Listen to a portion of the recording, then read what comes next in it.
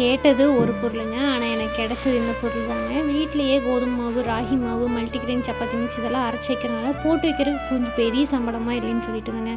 சொன்னோன்னே என்கிட்ட கேட்காமையே போய் ஒரு சம்பளம் வாங்கிட்டு வந்துட்டாங்க. பார்த்ததுக்கு பேர் எழுதிட்டு வந்துட்டாங்க.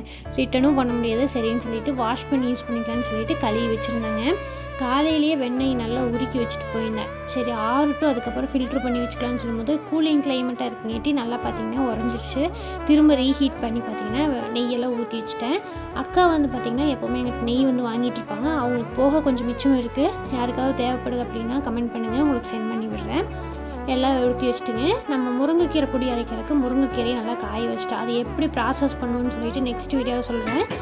பொங்கல் அன்றைக்கி பாத்திரமெல்லாம் சும்மா ரஃப்பாக கழுவி வச்சுருந்தாங்க. இன்றைக்கி நல்லா புளி போட்டு நல்லா நீட்டாக கழுவி காய வச்சு எடுத்து வச்சாச்சு. குண்டாவும் பார்த்திங்கன்னா நல்லா காஞ்சிருச்சு. சரின்னு சொல்லிட்டு ராகி மாவு இதில் கொட்டி வச்சுருக்கேங்க. இப்படித்தான் இன்றைக்கி நான் டே போச்சு. உங்களுக்கு எப்படி போச்சு?